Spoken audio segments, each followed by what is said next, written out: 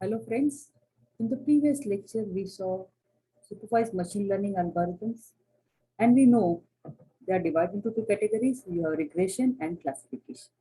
Today we'll look at one of the classification algorithm, that is k nearest neighbor algorithm. Fine? Okay. So it's a supervised machine learning algorithm.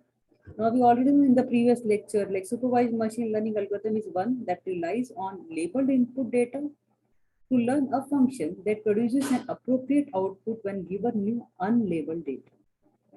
It already has a historical data using which it can be trained.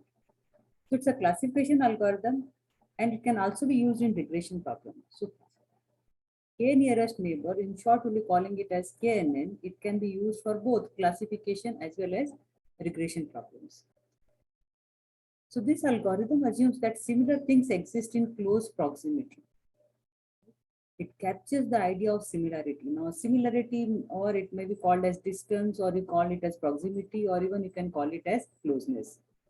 It captures the idea of similarity with some mathematics. So what mathematics now? How similar it is? How do you measure the similarity?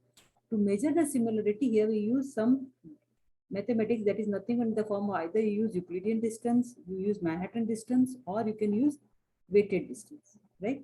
So to measure the similarity, we have some mathematical function. It assumes the similarity between the new data and the available data, right? Because we need to classify it. So how close it is to the existing data, and put the new data into the category that is most similar to the available categories, right? So the new data is compared with the existing data, and using the similarity measure, we find out to which data item it is or category it is closer to, right?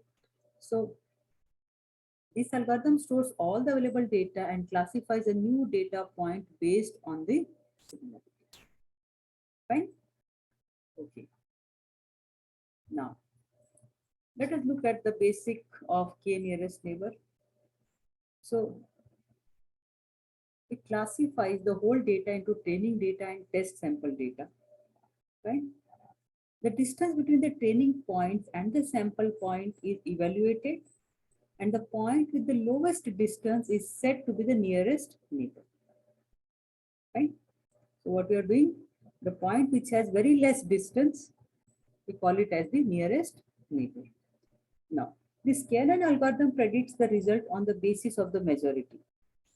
It says how many points are too closer to the new items. Accordingly, it will be classified as that particular category item. So KNN does not make any assumptions on underlying data. It is also called a lazy learner algorithm. Why? Because it does not learn from the training set immediately. Instead, it stores the data set, and at the time of classification, it performs an action on the data set, right? So there's no training concept here. It just stores the data set, and at the runtime, it starts comparing. Right? So KNN algorithm at the training phase just stores the data set, and when it gets new data, then it classifies that data into a category that is much similar to the new data, right? So the concept will be more clear if you just look at this basic KNN algorithm. Now here what is, let us take three classes, class A, class B and class C. And what we need to do is we need to find out the class for this new data. So in this case, we have three categories of the classes, right? And the new data is there and we need to check to which class this new data will belong. Right? Now, as per KNN, what we need is, very first thing we need is we need to find the similarity distance between the new data and the existing data points. So here what we'll be doing is we'll use Euclidean distance. So what we'll do is find the Euclidean distance and we need to take the value of k as 5. This is in the next slide we'll talk about what is this k. K is just to decide how many neighbors you want to compare it with. Consider into the taking the decision. So here we take k as 5. Right? Now from the figure we can observe that among the 5 closest neighbors, like here you can see this is 3 and this is 2. These are the 5 closest neighbors, right? 3 belongs to class A and 2 belongs to class C, right? So new data is assigned to class A. Is it clear? Because there is a majority here. So the basic KNN algorithm stores all the examples in the training set, creating high storage requirements and computational cost, right? However, the entire training set need not be stored as the examples may contain information that is highly redundant, right? This may not be that useful. So most of the time, almost all the information that is relevant to the classification purpose is located around the decision boundaries. Now you can see these are the decision boundaries, the black color, right? These are the decision boundaries. So the basic concept of KNN algorithm is clear. You have the classes, a new data item arrives. You check the distance of the new data item to its nearer class data, available data, and calculate the distance. The class which has data items with minimum distance and majority of them, new data will be assigned to that particular class. Now here the distance is also more and there are only two data items what are considered. Fine. So this thing is classified as belonging to class A.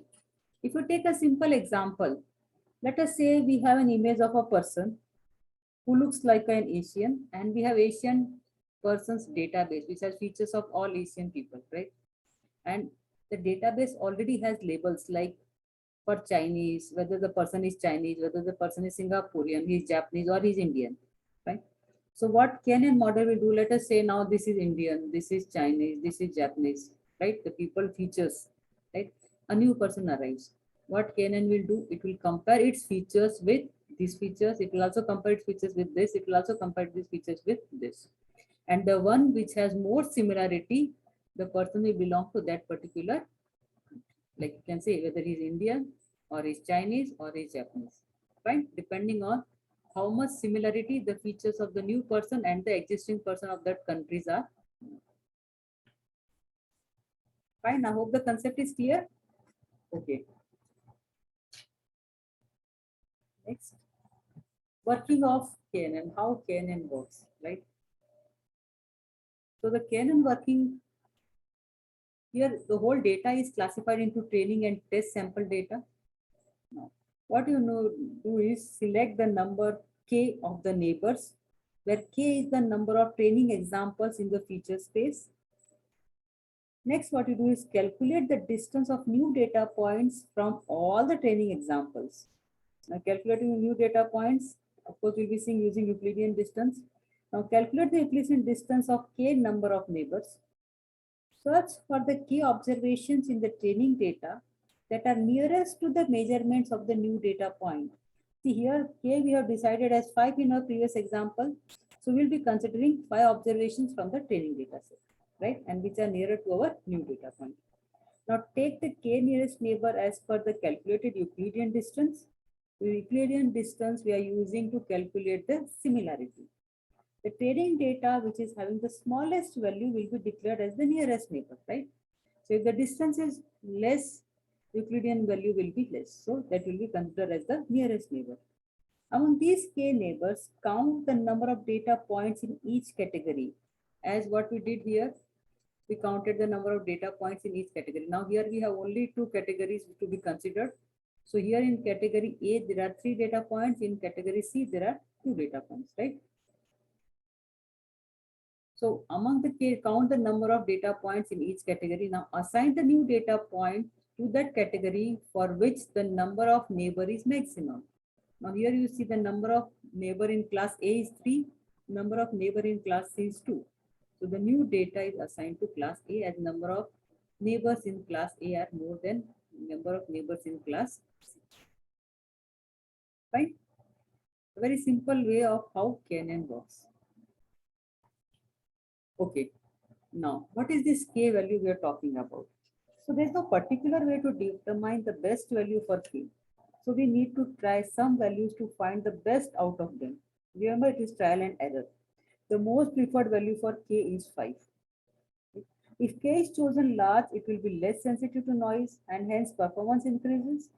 If K is chosen small, it will be able to capture fine structures if exist in the feature space.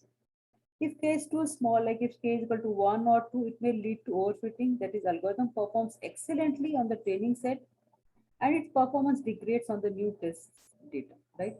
It is very important to have the right K value when analyzing the data set to avoid overfitting and underfitting of the data sets.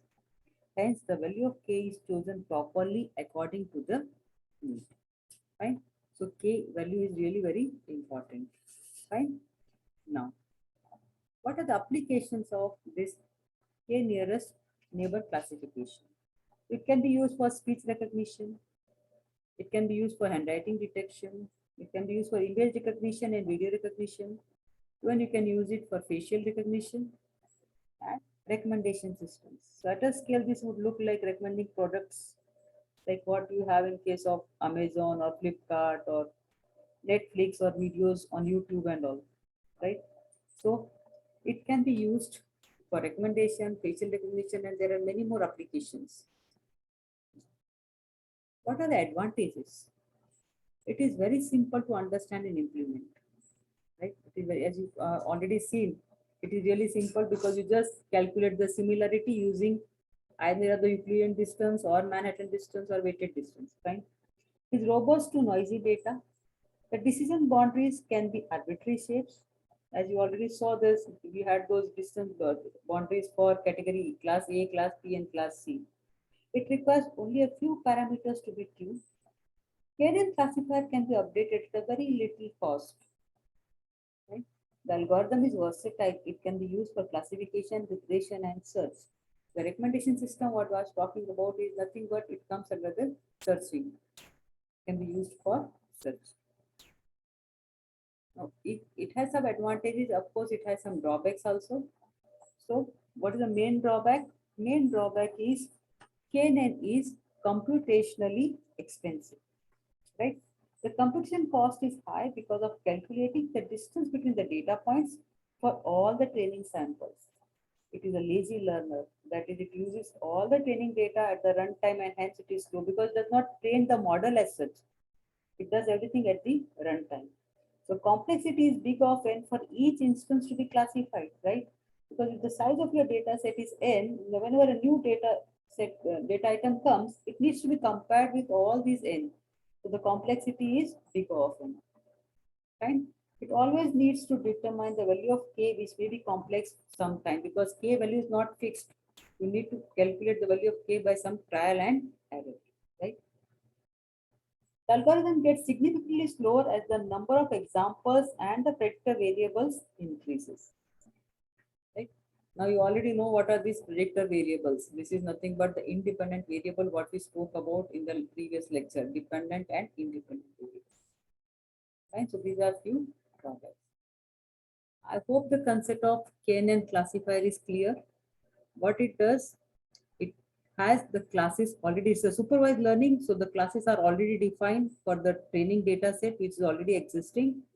Whenever a new data point comes, you just compare it with the existing one by calculating a distance between them. The similarity is calculated in the form of distance, and distance may be Euclidean distance, it may be Manhattan distance, or it may be weighted distance. Now, depending on how far it is. Again, another parameter what we consider is K, how many neighbors you need to consider before classifying or assigning it to a particular class. So usually K value is taken as 5, right? So K, 5 nearest neighbors are considered, and then which data points are having maximum similarity. Like suppose class A has 3 data points similar to the new class and class C has only 2 data points similar to the new item.